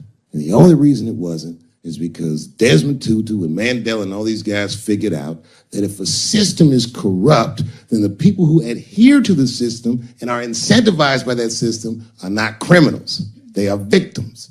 And that the system itself must be tried. But because the how systems work is so compartmentalized as far as information, the only way we can figure out what the system is if everybody says what they did. Tell them how you participated. Because men want to help, they're just scared. Because Ben Affleck tried to help. Hey, what happened to these ladies is disgusting. Oh, nigga, you grabbed a titty in 95. All right, fellas, I'm out. Fuck that, I ain't helping. You know, when I was growing up, I was probably about 8 years old, and at the time, we were living in Silver Spring. Yeah. Yes. Common misconception about me in D.C. A lot of people think I'm from the hood. That's not true. But I never bothered to correct anybody because I wanted the streets to embrace me. As a matter of fact, I kept it up as a ruse. Like sometimes I'll hang out with rappers like Nas and them, and these motherfuckers will start talking about the projects. Yo, it was wild in the PJs, yo. And I'll be like, word, nigga, word. But I don't know. I have no idea. My parents did just well enough so that I could grow up poor around white people.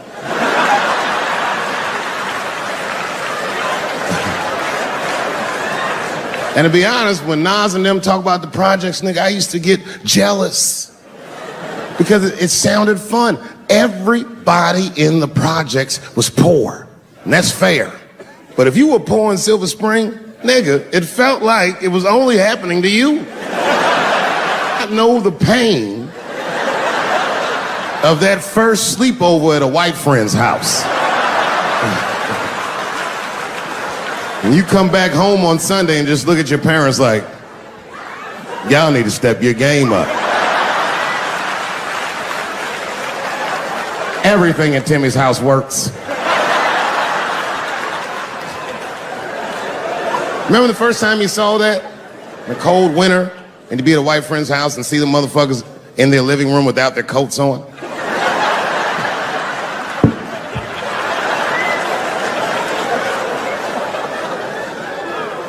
Timmy was one of my first white friends, like, in my life, man. He's a good dude, too. He moved to Silver Spring from Utah, of all places. I guess his family was affiliated with that Mormon church they got down there, and me and him used to hang out. And one day I was at his house, we were just hanging out, and Timmy says, "Dave, why don't you stay for dinner tonight?" I said, "Oh, man, I'd love to, but I can't. If I'm not home before dark, my mother will kill me." That was a lie. My mother had several jobs. I hadn't seen her in like 3 or 4 days. At that point in my life, it was my experience that white dinner wasn't delicious.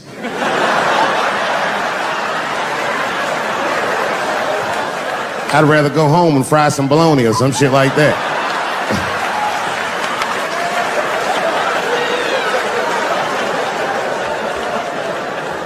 But then old Timmy threw me a curveball I wasn't expecting. He said, "Oh, it's too bad you can't stay, Dave, because Mom made stovetop stuffing." I said, "What the fuck, stovetop?" Well, hold on, nigga. Let me make some phone calls real quick. I had seen that commercial so many times. I had dreamt of getting my hands on some of that stovetop stuffing. And finally, I met a motherfucker that actually had a box of stovetop in the house. I couldn't miss this opportunity, so I pretended to call my mother. And then I came back and I said, Timmy, you're not gonna believe this great news. Mom said I can stay." And he said, "Fantastic." He said, "Why don't you come with me and we'll help set the table and then we can say the blessing." I had no interest in setting this motherfucker's table or saying these crazy ass Mormon prayers. I just wanted that goddamn stuffing. My hands first. My plan was simple. Wash my hands slowly, and by the time I'm done, the table will be set, the blessing will be said, and all that there will be left to do is eat. Went to the bathroom. I washed my hands very slowly. I must have been in there for about 10 minutes. And suddenly, one of his mothers came to the door.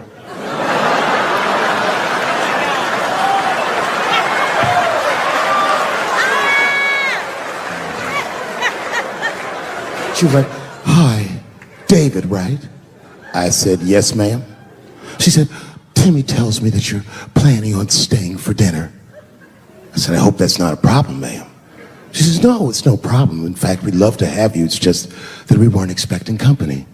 And I'm afraid there's not enough stovetop stuffing for everybody." So I kicked her in the pussy. Bam!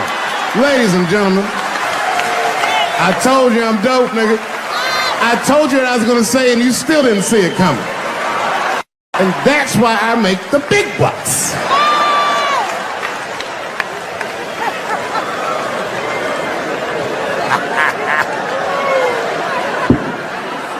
Oh my God. But there's a more important reason that I would stop doing comedy right now. And this reason is the real reason that's been percolating, and it really is the crowd, not you. I'm talking about the crowd on the big stage. It's too hard to entertain a country whose ears are so brittle. Motherfuckers are so sensitive, the whole country is turned into bitch-ass niggas.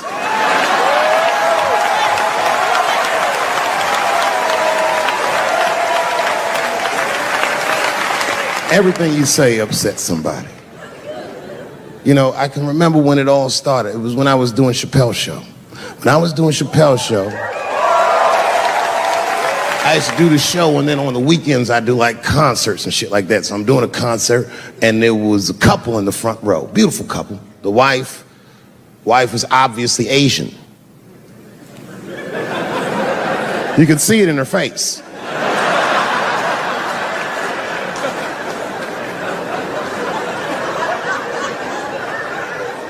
The husband, this motherfucker was mysterious, to say the least. couldn't quite pinpoint where he was from. Caramel-colored fella, very nice hair, but he could have been from anywhere. Bangladesh, Mexico. I can't guess with a nigga like this.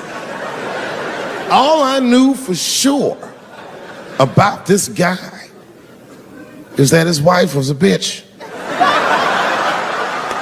I could see that in her face, too. No, he was laughing and having a good time, and she was scowling at me at a goddamn comedy show. I couldn't figure it out. And then I realized at some point that she was pregnant, and I was smoking on stage. I said, oh my God, that's probably why she's mad. So I started to put my cigarette out, but then she hit me with one of them fake non-smoker calls. So I just kept smoking. I thought to myself, bitch, that baby will be fine, relax. And I tried to break the tension. I just asked her, that's all I said. I go, hey, where are you guys from anyway? And I could tell that she was on to me. She goes, very condescendingly, she says, I'm from California. If you're asking my ethnicity, I am Chinese. He was like, I'm Mexican, bro. I said, well, I'm sorry if I offended you by asking, but you're a very beautiful couple. And miss, there's no question that you're going to give birth to the hardest working baby this world has ever seen.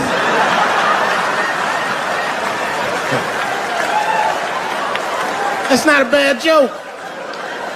She got very upset. She got up to leave immediately, but she didn't just leave. She had to take one last dig at me on the way out. I will never buy one of your fucking DVDs again, Dave Chappelle.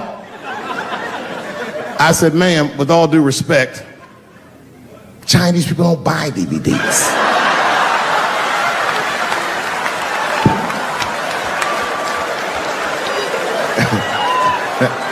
And the crowd went crazy. We were all laughing, having a good time. I didn't even think anything of it. And then just 3 days later, this lady sends a fucking letter to my promoter telling him not to book me for shows anymore because I was, quote, racist, and I'm quoting her, insensitive to the nature of my interracial marriage. I was like, oh, word, bitch, I was.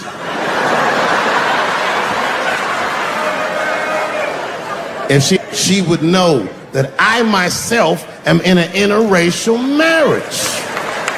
That's right. In fact, my wife is Asian too. Surprise, bitch, I'll see you on Thanksgiving.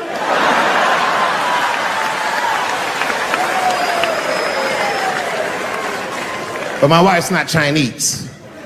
She's Filipino. That's right. And our kids are Puerto Rican somehow, so there you go.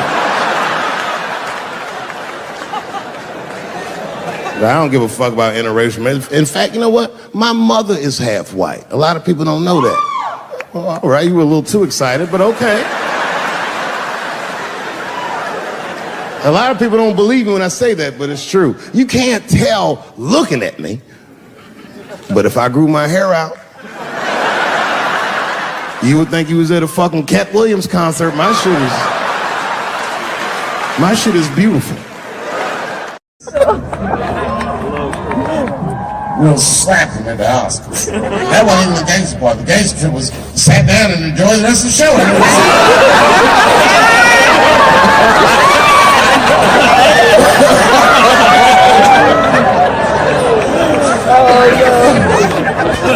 Wow!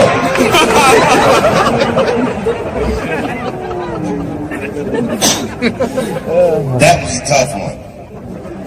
I haven't seen a lot of wild shit in my life. Slap Chris. Now, I don't know whose fault that was. I don't know what was going on. Chris is my man, but you know what I mean? You don't have no easy delivery. I saw that shit. Can't wait to see it.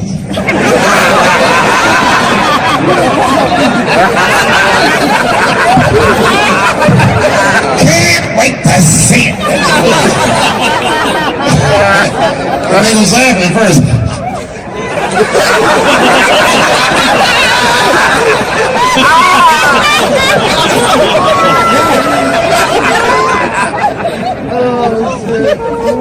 That was a tough one.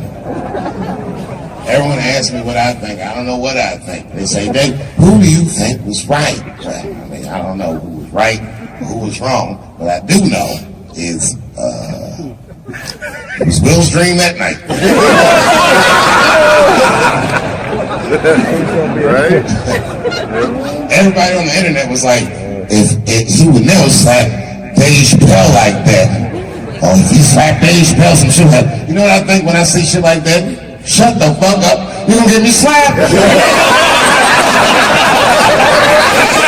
He look like he slapped anybody. The fuck was that? Movie star slapping. That slap was right. The war in the Ukraine stopped for 3 minutes when our ancestors were picking cotton in Georgia like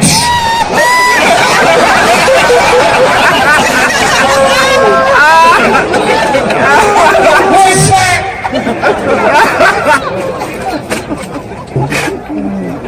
I don't think I've seen anything like it.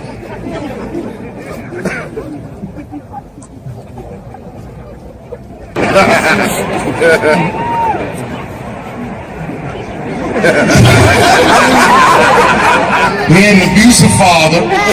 He survived that, found rap music, became the first rap artist to ever win a Grammy, and then seamlessly made the transition from rapping to acting with The Fresh Prince of Bel-Air. Break from the norm, just a little something to break the monotony of all those hard. Transgenders are gangsters. I used to do business with a transgender in Hollywood. Man, everybody would be scared of her in the boardroom. She'd walk in there, newly minted woman, high heels, purse. Wouldn't say anything to us, just walk around the conference table looking mean as shit.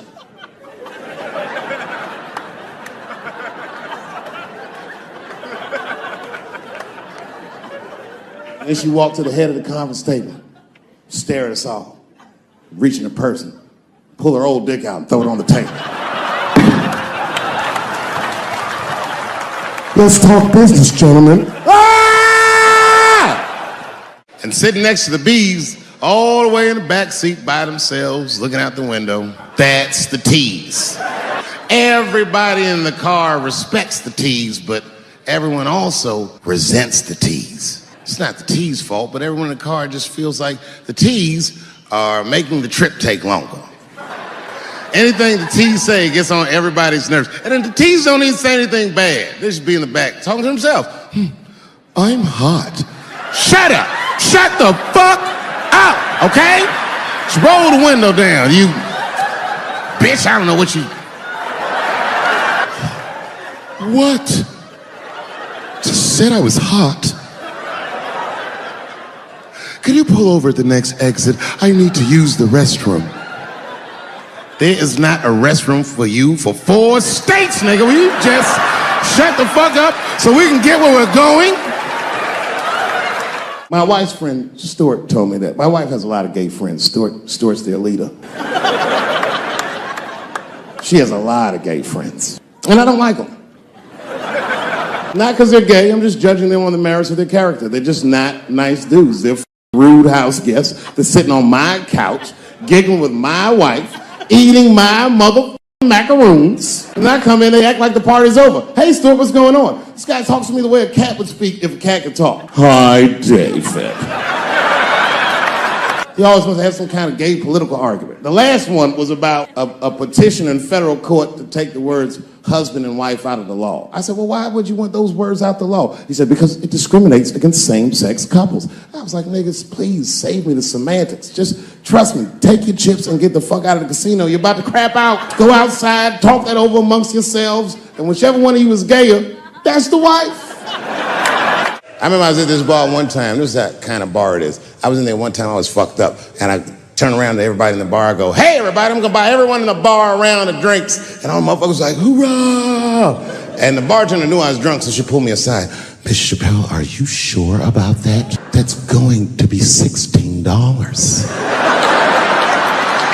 Guess who was in the bar? I thought I was seeing things. I looked across the room, and I saw the trans bitch from the picture. I said, what is a trans person doing in a place like this? This is very dangerous behavior. And she was with two big, buff, gay black dudes. I didn't know these dudes, but I know they was gay. If they had a dick in their mouth, they wouldn't look any gayer than they did just sitting there. They had 1980s gay face. You know what that is? Remember in the 80s when gay people looked surprised all the time?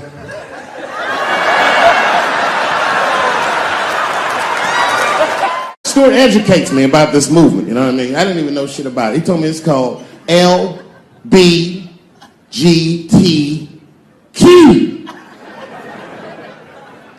I was like, what the fuck is the Q? Does that even make sense, Q? Turns out Q is like the vowels. That shit is sometimes Y. It's for gay dudes that don't really know they're gay. You know what I mean? Like prison fags who are like, well, I'm not gay, nigga. I'm just sucking these dicks to pass the time. I'm not G, I'm Q. Ugh. And now we get to the core of the crisis. What is a woman? What is that in this day and time? Is there even such thing as a woman or a man or anything? Seems to be a question nowadays. Now listen, women get mad at me. Gay people get mad at me. Lesbians get mad at me. But I'm gonna tell you right now, and this is true. These transgenders, these niggas want me dead. I've gone too far. I've said too much. And I gotta tell you, I'm very worried about it. I'm not even joking. Every time I come out on stage, I be scared. I be looking around the crowd, searching for knuckles and Adam's apples to see where the threats might be coming from. A nigga came up to me on the street the other day. He said, careful, Dave, they after you. I said, what? One they or many theys? And if I were to be brutally honest, the only reason I ever been mad at the transgender community is because I was at a club in LA and danced with one of these niggas for 6 songs straight. I had no idea. And then the lights came up and I saw them knuckles. I said, oh no! And everybody was laughing at me, how world star. I said, why didn't you say anything? Then I heard that sultry voice. I didn't say anything, Dave Chappelle, because I was having a wonderful time, and I wasn't sure how you'd feel about it. I said, you knew how I'd feel. And she said, I'm going home. I don't want any trouble from you. I said, home? It's only 2 songs left. I mean, we might as well finish the night. And we ended up having breakfast together. Everybody's mad about something. Recently, I got attacked online by some gay bloggers, and it hurt my feelings. I have no problem with gay people, but I fucking hate bloggers. I'm not saying it because this person was gay. They was just acting like a bitch online. They was like mischaracterizing my jokes, trying to make a point off of me, when it's like, yo, I'm your ally, motherfucker. I'm not trying to stop gay people. I got better shit to do. This motherfucker was saying things to try to get gay people to beat me up. Seriously, he was like, Dave Chappelle's jokes. I don't know how he actually talks when he's making his voice up. Dave Chappelle's jokes were an affront to the manhood of all gay men. What the fuck does that mean? I didn't say anything that would allude to gay men not being men. I know you men. In fact, what could be manlier than fucking another guy in the ass? It's the most gangster shit I've ever heard of in my life. Told you I'm not cut out for that. I'm a pussy. I said I have a superhero idea. Because really, I go, yeah, he's a gay superhero. He was like, really? What's it called? Huh? Oh, it's called Same Hero, New Boots. It's about a gay sous chef in San Francisco. He gets bit by a radioactive rat on his shift when he's taking out the trash, and is blessed with powers beyond his wildest dreams. Supersonic, gay kind of powers. And he starts saving everybody in San Francisco. But at first, he only saves gay people. Later, he saves everybody, and the whole city just falls in love with him. The only problem is, no one remembers him when he saves them. Well, I don't understand. Why wouldn't they remember him? I said, because, dummy, he's gay. He keeps changing his outfit. People come up and, thanks for saving, mister. what's your name anyway? And he's like, same hero, new boots. And Emotions. You think I hate gay people, and what you're really seeing is that I am jealous of gay people. Oh, I'm jealous. I'm not the only black person that feels this way. We black